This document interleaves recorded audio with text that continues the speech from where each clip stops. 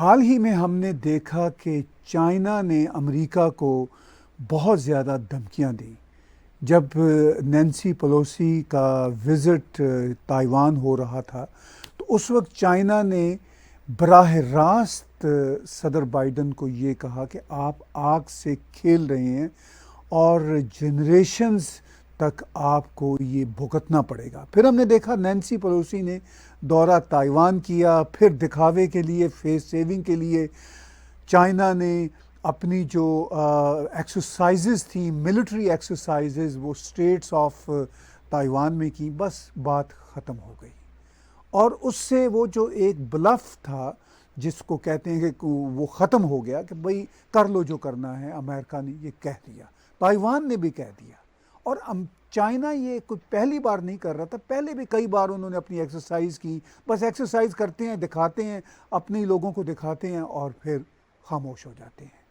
ये है एक बहुत बड़ा मुद्दा और इसको जोड़ेंगे हम लाइन ऑफ एक्चुअल कंट्रोल पे, जो अब भारत और अमेरिका की एक्सरसाइजेज हो रही हैं वो क्या है, और इसके साथ साथ पाकिस्तान में शहबाज गिल हों या पीटीआई के दूसरे लीडर हों, वो पाकिस्तान आर्मी के ख़िलाफ़ क्यों इतना बोल रहे हैं।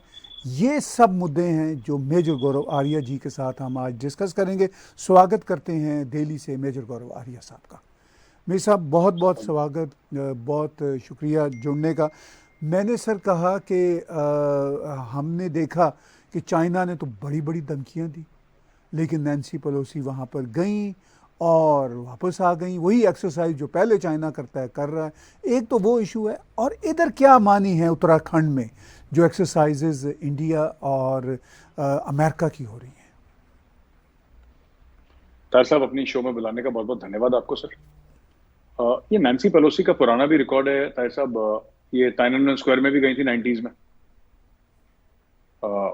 I think late 80s early 90s जब भी वो हुआ था। She went there and she, वहां पे भी उन्होंने प्रोटेस्ट करा था और चाइनीज उस वक्त भी बड़े परेशान थे कि कौन सी अमेरिकन लेडी है जो आ गई है। तो नैन्सी पेलोसी का बहुत पुराना एंटी चाइना रिकॉर्ड है, ये आज का नहीं है। और in the sense when I say anti China, not the anti, she is not anti Chinese people, she is anti some policies of the communist state of China. खैर, China ने धमकी चमकी लगाई। कुछ तो ये भी कह रहे थे कि नैन्सी पेलोसी का जहाज मार के गिरा देंगे। It was not an official statement, but उनके जो कम्युनिस्ट माउथ पीसेस थे जो मीडिया में रहते हैं, उन्होंने बोला कि साहब ये भी हो सकता है, ये भी हो सकता है, ये भी हो सकता है। And as we know, media is state controlled in China, so we can safely assume that this was also one of the views of the Chinese state, या धमकी थी। नैन्सी पेलोसी ने बोला तुम्हें जो तुम्हारे बन पड़ता है तुम करो, मैं तो जा रही हूँ। प्रेसिडेंट बाइडेन उनके पीछे खड़े थे, नैन्सी पेलोसी वहां पे उतरी। चीन ने खूब, जिसको अंग्रेजी में कहते हैं ना sir, frothing at the mouth, हम ये कर देंगे, वो कर देंगे, ऐसा कर देंगे, वैसा कर देंगे। उन्होंने बोला यार तुम्हें जैसा करना है तुम करो, तुम बकवास ज्यादा करते हो, बोलते ज्यादा हो, करते धरते कुछ नहीं हो, तुम्हें जो करना है तुम कर लो। चाइना कुछ नहीं कर पाया सर, चाइना कुछ नहीं कर पाया। चाइना ने बोला कि हम मिसाइल चलाएंगे, ताइवानीज एयर स्पेस हम लोग वायलेट करेंगे। तो पहले भी कर रहे थे, जैसा आपने बिल्कुल ठीक बोला, पहले भी कर रहे थे, जापान का भी कर रहे थे। तो ये तो करते आए हैं लोगों के राइट्स वायलेट। और China is the regional bully, it's not a regional power, it's a regional bully. But बात यह है कि जिसको हम लोग हिंदी में कहते हैं ना सर, अति कर देना किसी चीज की, किसी चीज को जरूरत से ज्यादा कर देना। एक लेवल होता है जब वो धागा टूट जाता है। अब वो धागा टूट गया, लोगों ने बोला यार आपको जो करना है आप करो ना, आपको जैसा ठीक लगे आप करो, हम भी देखते हैं आप कितना कर सकते हो। आपको तशद्दुद करनी है करो, आपको जंग लड़नी है लड़ो, आपको धमकियां देनी है दो, हम भी देखते हैं किस लेवल तक आप जाते हो, क्योंकि बहुत हो गया। So people have just said कि ठीक है, ब्रिंग इट ऑन, हम लोग देखते हैं। तो एक तो अमेरिका ने करा। दूसरी, ये जो एक्सरसाइज है सर आपने जो बात करी है, इसका नाम है युद्ध अभ्यास।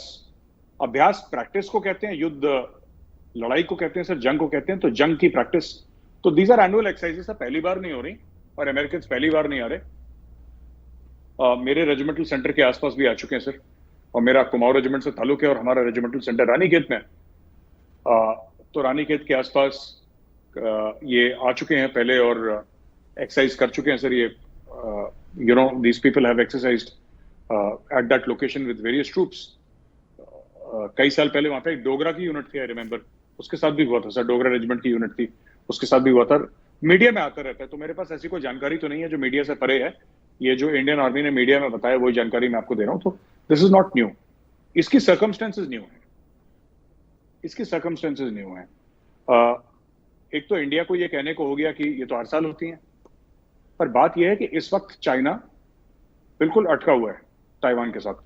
और वही यूक्रेन वाला मामला, अभी जंग नहीं हुई शुरू, यूक्रेन वाला मामला अब sir for Xi Jinping it is a major loss of face.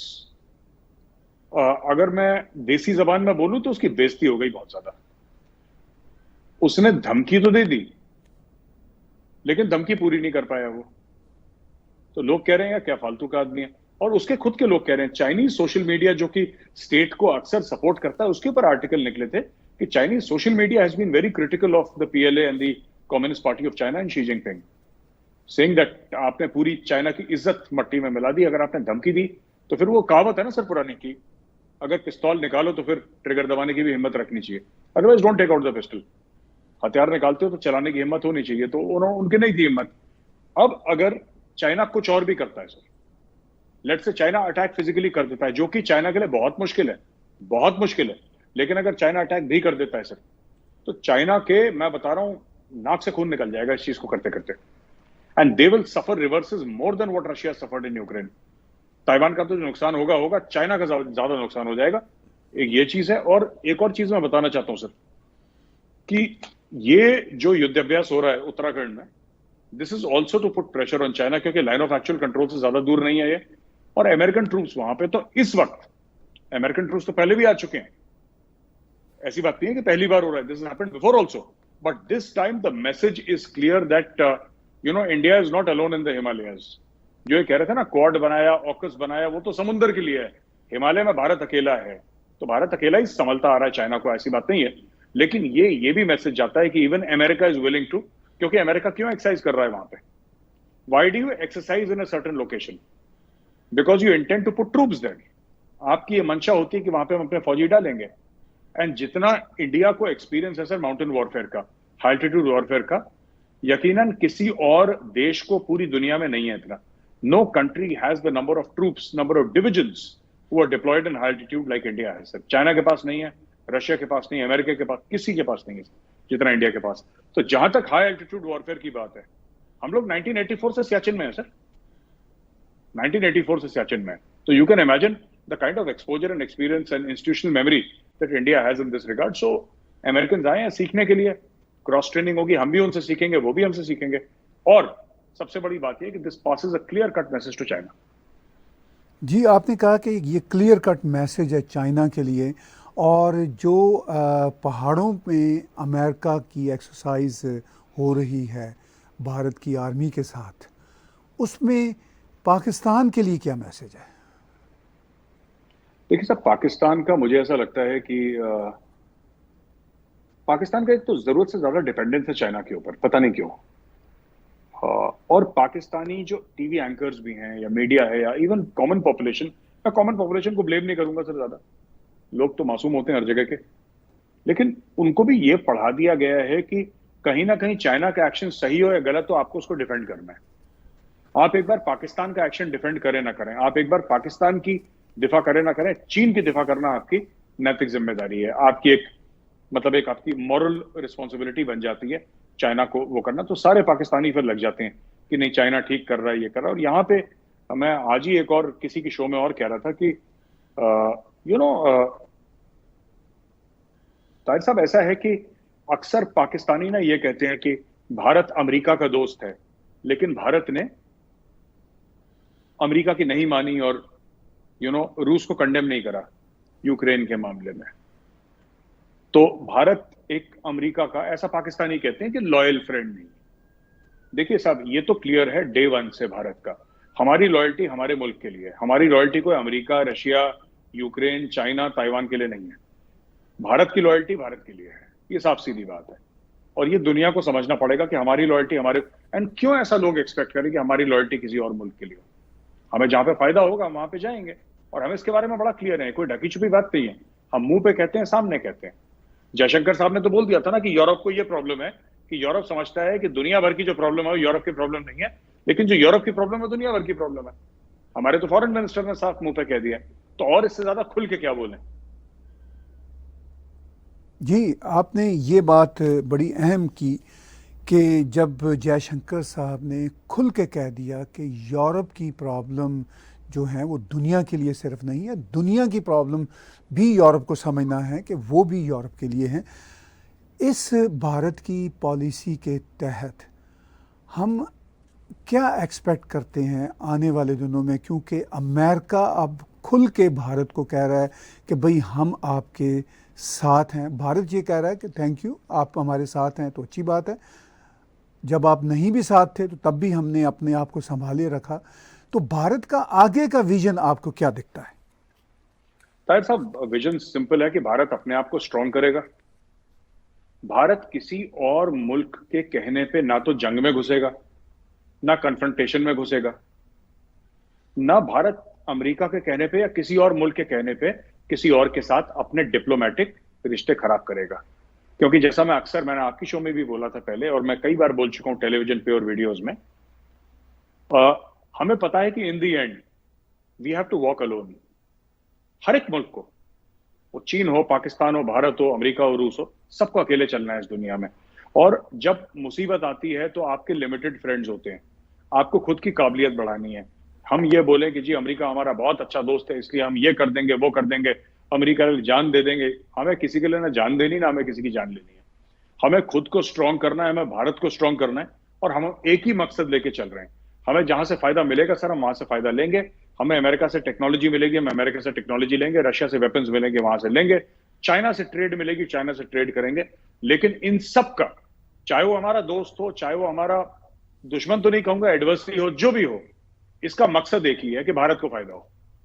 जो भारत के प्राइम मिनिस्टर हैं नरेंद्र मोदी जी, उनका भी एक ही मकसद है, और उनके अंडर जो मोदी सरकार है पूरी की पूरी, उसका भी एक ही मकसद है कि हम जिस भी रिलेशनशिप में है किसी भी देश के साथ, उसका एक ही मकसद है कि भारत और तगड़ा हो, भारत और मजबूत हो, कि कल भारत एक ग्लोबल सुपर पावर की तरह सामने उभरे। आपने पीछे बात की पाकिस्तान बहुत ज़्यादा चाइना पे डिपेंड करता है, लेकिन हम ये भी जानते हैं कि पाकिस्तान असल में अमेरिका पर ही डिपेंड करना चाहता है, लेकिन अमेरिका उसको वापस अपनी गोद में नहीं ले रहा। ये कोई 4-4.5 साल से ऐसा ऑब्वियस है कि अमेरिका अब पाकिस्तान के साथ अलाइंड नहीं होना चाहता। तो दूसरी तरफ हमने ये देखा कि पाकिस्तान के फाइनेंशियल क्राइसिस हों, पॉलिटिकल क्राइसिस हों, चाइना को कोई इंटरेस्ट नहीं होती पाकिस्तान को रिहैबिलिटेट करने में। तो इस सारी सूरत हाल में चाइना की जो पॉलिसी है टूवर्ड्स पाकिस्तान, यानी उसको प्रॉक्सी के तौर पर इस्तेमाल करने की, पाकिस्तान नहीं भी चाहता प्रॉक्सी के तौर पर इस्तेमाल होने में, मगर पाकिस्तान आर्मी के पास कोई ऑप्शन नहीं है। तो इस सारे मंजरनामे को आप क्या देखते हैं?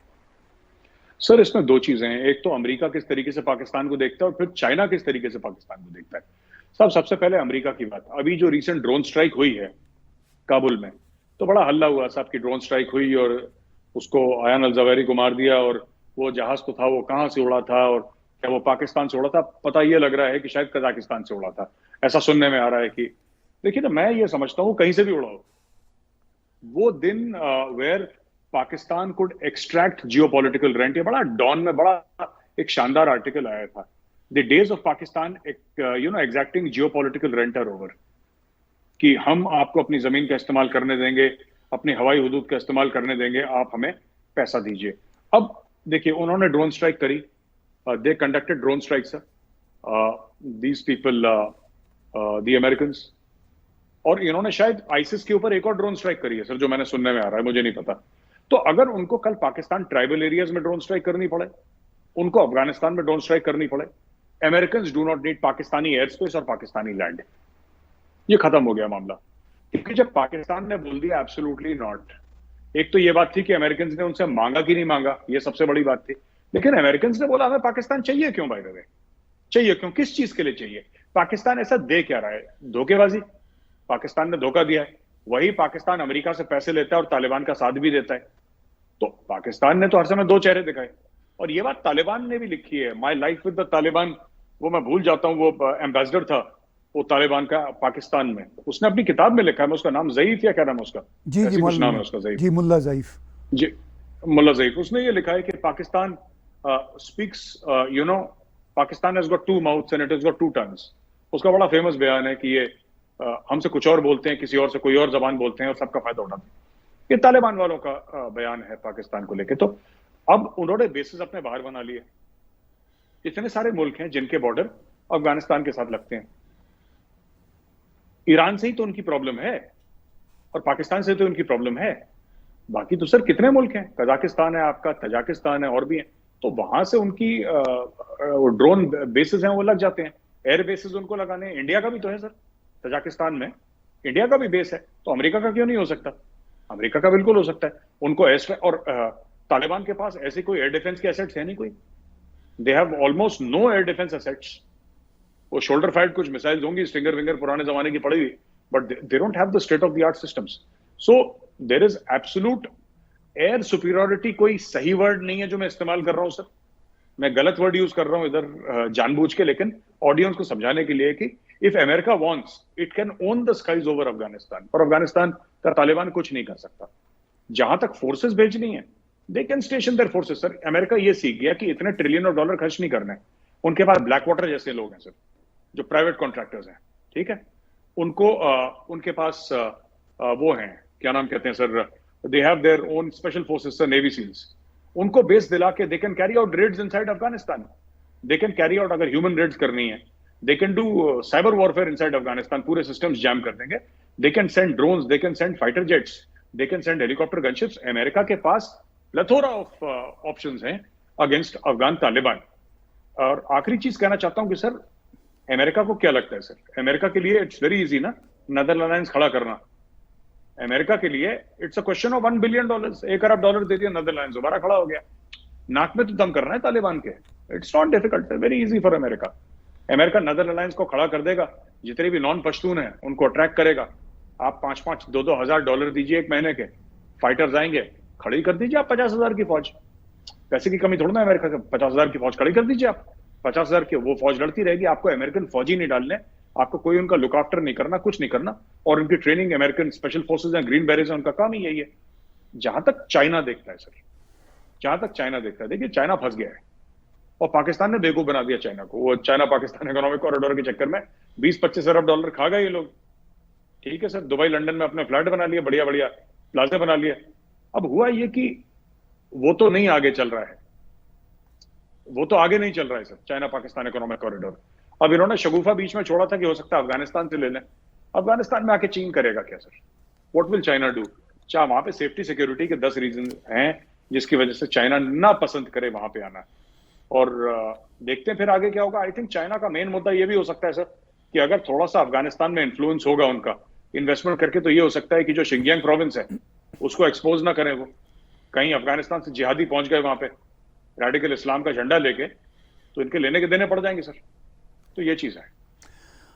जब हम पाकिस्तान की बात करते हैं तो पाकिस्तान के अंदर के जो पॉलिटिकल सर्कमस्टांसेस हैं वो हर आए दिन एक नया तमाशा सामने लाते हैं। अब मिस्टर शहबाज गिल जिस तरह अरेस्ट हुए, जिस तरह उन्होंने आर्मी के ख़िलाफ़ बातें की, यानी पाकिस्तान आर्मी के ख़िलाफ़, और जब से इमरान खान गए हैं, पीटीआई और इमरान खान खुद और उनका पूरा का पूरा कैडर पाकिस्तान आर्मी को यूँ ट्रीट कर रहा है जैसे ये इंडियन आर्मी हो। आप इस सारे मंजरनामे को कैसे देखते हैं? सर ऐसा है कि मुझे तो समझ में नहीं आता। देखिए, पाकिस्तानी फौज को तो मैं भी दुश्मन कहता हूं सर, और मैं भी मानता हूं कि जनरल बाजवा दुश्मन फौज के कमांडर हैं, ठीक है सर। और अगर किसी पाकिस्तानी आर्मी ऑफिसर से हमारे बारे में पूछे तो हमारे बारे में भी वो यही शब्द बोलेगा, यही लफ्ज बोलेगा, कोई फर्क नहीं होगा। प्रॉब्लम यह है सर कि जब core commander, I think 12 core का, जब वो अपनी ड्यूटी पे, उनकी डेथ हो जाती है, उनके साथ 5 और लोग, टोटल 6 लोग अपनी जान दे देते हैं अपने मुल्क के ऊपर पाकिस्तान के लिए, उनको उल्टा सीधा, ये तो मुझे लॉजिक समझ में नहीं आया सर। ये तो हम भी काम नहीं करते और हम पाकिस्तानी फौज के दुश्मन हैं। हम पाकिस्तानी फौज के साथ जंगें लड़ चुके हैं। आप मुझे जानते हैं सर, मैं जितना पाकिस्तान के खिलाफ मैं बयानबाजी करता हूं, मुझे नहीं लगता कि भारतीय मीडिया में कोई करता होगा, ना गेस्ट, ना कोई एंकर, ना जिसने पाकिस्तान के खिलाफ इतना कुछ बोला होगा जितना मैंने बोला है आज तक। पिछले 5 साल में तो मैंने जितना पाकिस्तानी फौज और पाकिस्तान के खिलाफ बोला, किसी ने भी नहीं बोला होगा। लेकिन कोई एक बता दे, एक बार, मेरे सारे वीडियो ऑन रिकॉर्ड हैं यूट्यूब पे, जाके कोई एक बंदा बता दे कि जो पाकिस्तानी फौजी जिसकी डेथ हो गई, जो अपने मुल्क के नाम पे शहीद हो गया, उसके लिए मैंने बुरा बोला हो तो कभी एक बता दे, तो सर मैं आप ही की शो पे आके फिर आई विल अपोलोजाइज, क्योंकि that is worthy of an apology. अगर एज अ सोल्जर, मैं अपने आप को सोल्जर कह रहा हूं, एज अ सोल्जर अगर मैंने दूसरे मुल्क के किसी फौजी को उसके मरने के बाद अगर मैंने उसको गाली दी हो या उल्टा सीधा बोला हो, as an Indian army officer I will never do it. ये लोग एज पाकिस्तानीज अपने जो शहीद हो गए फौजी उनको गालियां क्यों दे रहे हैं? This totally beats me sir. मुझे तो इनका, मुझे ये एटीट्यूड ही समझ में नहीं आता। दूसरी चीज, शहबाज गिल, एक तो पता नहीं ARY का कैसा दिमाग है, मुझे नहीं समझ में आ रहा, पर शहबाज गिल एक्चुअली कह रहा है पाकिस्तानी जवानों को कि अपने अफसरों की बात मत मानो। सर ये तो he is asking them to revolt. ऐसे फौज चलती है क्या? ये मतलब इस तरीके से पाकिस्तानी फौज चलेगी जहां पे एक सियासतदान भी नहीं है सर वो शहबाज गिल, 2% का आदमी सर, विदेशी आदमी है, बाहर का रहने वाला है। वो पाकिस्तानी फौजियों को ये कह रहा है कि तुम जाके तुम you just revolt against general Bajwa और the Pakistani army officers and tell them, अपने अफसरों को ये बोलो कि आप जो हमें हुक्म दे रहे हो पाकिस्तान के खिलाफ है। पाकिस्तान के खिलाफ क्या है? पाकिस्तानी ऑफिसर हैं, पाकिस्तानी जनरल्स हैं, उनको ये नहीं पता कि पाकिस्तान के हक में क्या और पाकिस्तान के क्या खिलाफ है? हेमा के वो लोग बेवकूफ हैं? ऐसी बात तो नहीं है। They are mature generals, they know what they are talking about. ठीक है, उनकी कारकर्दगी इन द पास्ट ऐसी रही होगी, मार्शल लॉ लगे होंगे, लेकिन ठीक है, मतलब they will not do anything against Pakistan like that. Pakistani army officers ये तो बगावत के लिए उकसा रहा है लोगों को, और खुला उकसा रहा है। एंड ऑन नेशनल टेलीविजन, ऐसा भी नहीं कि किसी ने बोलते हुए कोई स्पीच दे रहा है, बोलते हुए किसी ने रिकॉर्ड कर दिया या प्राइवेटली कुछ बोल रहा है। ये एक नेशनल टीवी चैनल ARY पे जाके पाकिस्तान के फौजियों को बोल रहा है कि तुम अपने अफसरों के खिलाफ बगावत कर दो। ये तो बड़ी अजीब सी बात है सर। ये दिस इज वेरी वियर्ड। तो इस सारी सूरत हाल को जो यानी शहबाज गिल वाज़े तौर पर कह रहे हैं, उकसा रहे हैं और फ़ौजी जवानों को कह रहे हैं कि अपने अफसरों के ख़िलाफ़ रिवोल्ट करो, तो आपको एक मुबसर होने के नाते, तजिया निगार होने के नाते इसमें मैसेज क्या मिलता है कि पाकिस्तान सोसाइटी किस तरफ जा रही है? सर मुझे लगता है कि पाकिस्तानी सोसाइटी, मैं कोई तल्ख बयानी यहाँ पे नहीं करना चाहता सर कि मैं कोई ऐसी बात नहीं कहना चाहता, लेकिन मुझे ऐसा लगता है कि Pakistani don't respect their country so much sir. अपनी मुल्क की ना इज्जत करते हैं ना मोहब्बत करते हैं अपने मुल्क से, क्योंकि ना आप एक लक्ष्मण रेखा होती है, एक रेड लाइन होती है सर, जो पार नहीं करता कोई, कितनी भी दुश्मनी हो जाए सर, कितनी भी दुश्मनी हो जाए, कितना भी खून खराबा हो जाए, एक लकीर होती है जिसको बंदे पार नहीं करते कभी। एक करार होता है सर, ये अनसेड है, ये कहीं लिखा नहीं हुआ, लेकिन एक करार है जो कभी नहीं टूटना चाहिए। ये इमरान खान और PTI वाले करार तोड़ देते हैं, रोज करार तोड़ते हैं सर, एक नया करार तोड़ देते हैं। तो मुझे लगता है कि, और पाकिस्तानी कौम बिल्कुल पीछे पड़ी है इसके कि इमरान खान हमें बचाएगा। इमरान खान कुछ नहीं करेगा, कोई नहीं बचाएगा इनको, ना शहबाज शरीफ बचाएगा ना इमरान खान बचाएगा। आई थिंक शहबाज शरीफ भी क्लूलेस है, इमरान खान भी क्लूलेस है सर। लेकिन fact of the matter is, मुझे लगता है कहीं ना कहीं सर ये मामला अगर इसको अभी नहीं संभाला गया तो पाकिस्तान के लिए बहुत खराब है आगे चल के, because these people are attacking at the very core of Pakistan. जो पाकिस्तान की रूह है ना सर, अपने पैरों तले उस रूह को कुचल रहे हैं। और एक बार आपने एक मुल्क की रूह को कुचल दिया, आपने एक बार एक मुल्क की बका को, एक मुल्क की सेल्फ रिस्पेक्ट को, एक मुल्क की एक हर एक मुल्क का गुरूर होता है सर, और पाकिस्तान 22-23 करोड़ का मुल्क है, छोटा मुल्क नहीं है। जब आपने किसी मुल्क के गुरूर को रौंद दिया, फिर वो किस तरीके से लड़ सकता है सर? वो मुल्क फिर वो लड़ ही नहीं सकता, फिर वो हथियार डाल देगा अपने, बिकॉज और किसी भी मुल्क की सर, उसका किसी भी मुल्क का जो गुरूर होता है उसकी फौज होती है ना सर? किसी भी मुल्क का, इंडियन आर्मी हमारा गुरूर है, एंड आई एम श्योर, मैं ऐसा मानता हूं कि पाकिस्तानी आर्मी पाकिस्तानियों का गुरूर होगी। और जब आप खुद के गुरूर को अपने पैरों तले रौंद रहे हैं, ठीक है आप ऑब्जेक्ट कर सकते हैं, ऐसी बात नहीं है कि जरदारी क्लीन है, ऐसी बात नहीं है कि नवाज शरीफ ने पाकिस्तानी फौज को गालियां नहीं दी या आर्मी चीफ का नाम लेके नहीं, वो अलग बात है, ठीक है ना सर? ये इमरान खान ने भी बहुत पहले करा, जब ये पावर में नहीं था तो इमरान खान ने भी खूब भर भर के गालियां दी हैं बलोचिस्तान को लेके, हर चीज को लेके। मेरा सिर्फ ये कहना है, my simple point is this, that sir कभी भी ना हमें ये नहीं समझना चाहिए कि कि अगर हम किसी सिपाही को उकसाएंगे उसके ऑफिसर के खिलाफ, अमर बिल मारूफ है और ये है फलाना ढिमका, हम कुछ भी बोल के उकसाएंगे ना, तो आप मुल्क की जड़ों को आप खोद रहे हैं। ये मीर जाफर वाला काम है सर, ये सीधा सीधा मीर जाफर वाला काम है। ये मैंने एक पुराने वीडियो में, मैं आपको भेजूंगा सर वो वीडियो निकाल के, एक बहुत पुराना वीडियो था जहां पे मैंने ऐसी बात करी थी पाकिस्तानी फौज के लिए। मैंने बलोच रेजिमेंट के फौजियों को बोला था कि तुम अपने अफसरों की बात मत मानो, तुम बलोच हो, तुम्हें आजादी चाहिए। मैंने एक वीडियो में बोला था सर, बहुत पहले, मुझे याद है 2 साल हो गए या 2.5 साल, समथिंग लाइक दैट। मैंने बोला था, मेरा बोलना फिर ठीक है, मैं तो दुश्मन मुल्क का हूं, और ये शहबाज गिल कौन से दुश्मन मुल्क का है, ये इमरान खान कौन से दुश्मन मुल्क का है। मैं बोलता हूं तो लोग, ठीक है, पाकिस्तानियों को मेरी बात नहीं अच्छी लगी, लेकिन पाकिस्तानियों को उनको ये तो समझ में आ गया कि ठीक है दुश्मन मुल्क का है, ये इंडियन आर्मी का मेजर है, इसका तो काम है हमारे खिलाफ साजिशें करना, इसका काम है हमारे खिलाफ बोलना। लेकिन शहबाज गिल ऐसा बोल रहा है, ये किसी और के एजेंडा पे काम कर रहे हैं सर। ये मैं आपको बता रहा हूं, मैं किसी का नाम नहीं लूंगा, बिकॉज मेरे पास ऐसा कोई प्रूफ नहीं है कि मैं आपको चिट्ठी दिखा सकूं कि मेरे पास डॉक्यूमेंट्री प्रूफ है, लेकिन ये किसी और के कहने पे काम कर रहे हैं शहबाज गिल और इमरान खान। क्योंकि कोई बंदा जो पाकिस्तान की कस्में खाए और फिर अपने मुल्क में तेल छिड़क के आग लगा दे, ये मैं विश्वास नहीं कर सकता इस चीज पे। अगर मैं ये बात बोलूं तो मुझे बात समझ में आती कि मेजर गौरवालिया ने बात बोली, कोई पाकिस्तानी ये बात बोले, ये गद्दारी है सर।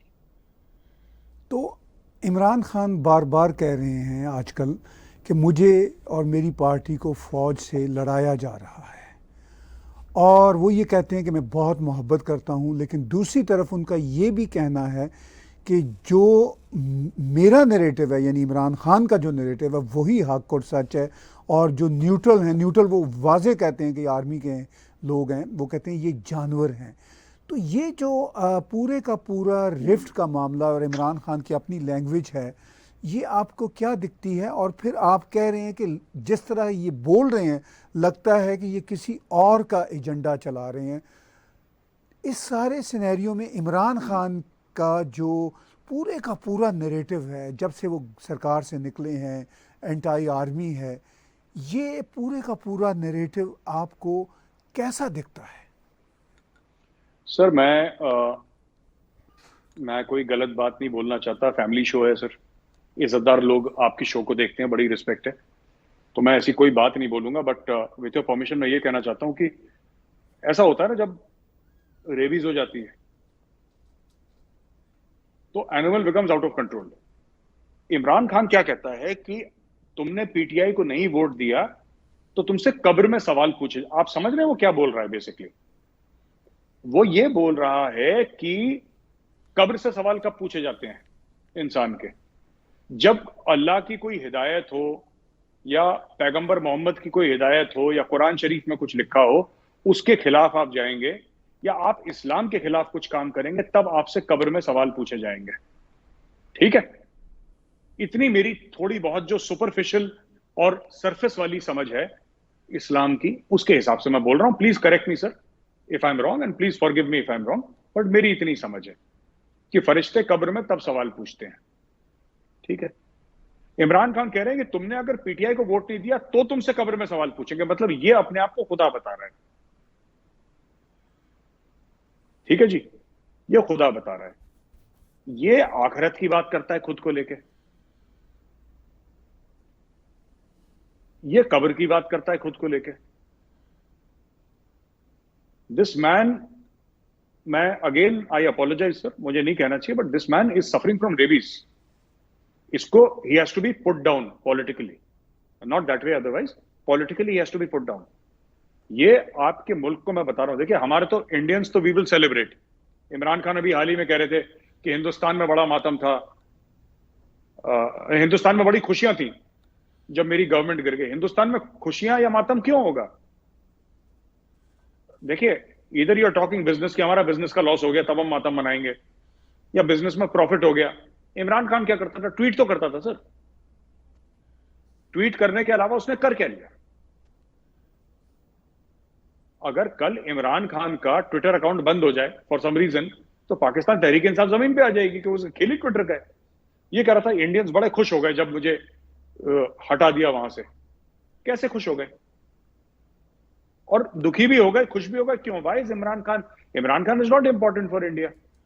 आप बिजनेस की बात करें, आप इन्वेस्टमेंट की बात करें, तब आप हमारे लिए इंपॉर्टेंट है ना। आप तो ट्वीट करते रहते हैं, तो अगर आप ट्वीट करेंगे तो why are you can not be important for us. पर एक बात है ना, ये आदमी बहुत जहरीला और बहुत खतरनाक है पाकिस्तान के लिए, और इनवर्सली ये भारत के लिए बहुत अच्छा है। लेकिन फिर भी इमरान खान जो भी भारत के लिए कर रहा है, या शहबाज गिल जो भी भारत के लिए कर रहा है, भारत में उसका सेलिब्रेशन तो है सर। काफी लोग उसके बारे में डिस्कस भी करते हैं, थिंक टैंक्स भी खूब हंसते हैं सर, मजे लेते हैं, और दे एंजॉय इट।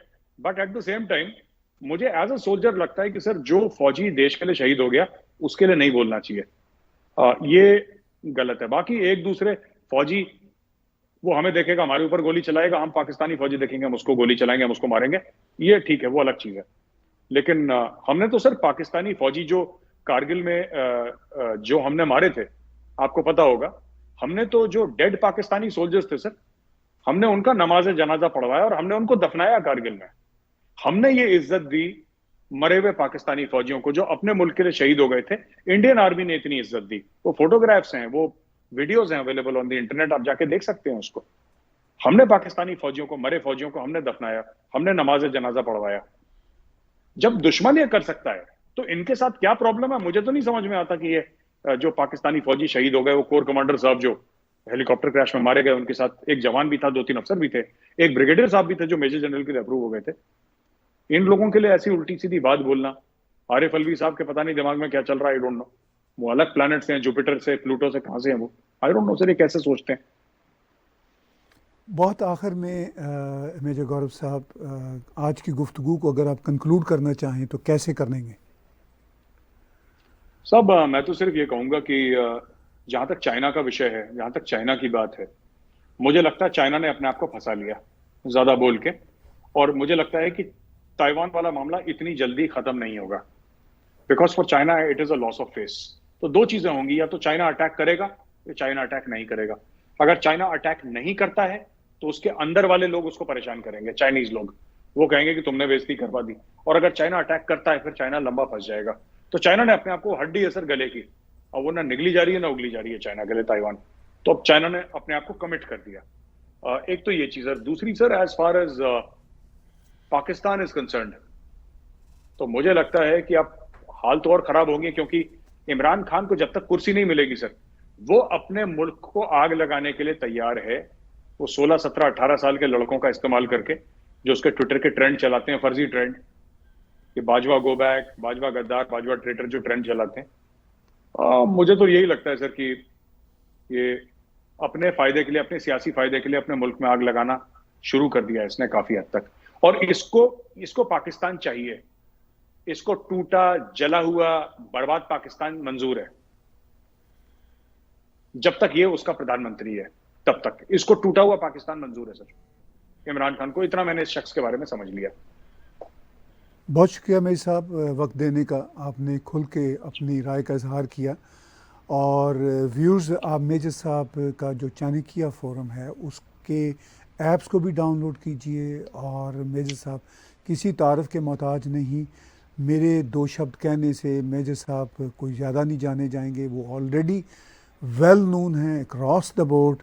और सिर्फ मैं इतना याद दिलाता हूँ कि चाणक्य फोरम के जो ऐप्स हैं एंड्रॉयड के, एप्पल के, वो आप डाउनलोड कीजिए, क्योंकि इनके जो जियो पॉलिटिकल एनालिसिस हैं, इनके अपने ही नहीं, इनके फोरम के भी, जहाँ बहुत सारे थिंकर्स इस थिंक टैंक के साथ जुड़े हुए हैं, वो इस पूरे मैसेज को, जियो पॉलिटिक्स का जो एनालिसिस है, इसके नैरेटिव को वो भरपूर तरीके से आपके सामने लाते हैं। आज का तबसरा मेरे साथ और मेजर गौरव आर्या जी के साथ देखने सुनने का शुक्रिया। आखिर में याद दिलाऊं कि टैग टीवी के ऐप्स भी एंड्रॉयड, एप्पल, रॉको और अमेज़ॉन पे आप डाउनलोड कीजिए। इसके साथ साथ आप हमें कंट्रीब्यूट कर सकते हो। तो ये जो नीचे पट्टी चल रही है, टैग टीवी, पेपॉल, पैट्रियन या क्रेडिट कार्ड के जरिए कंट्रीब्यूट कर सकते हैं।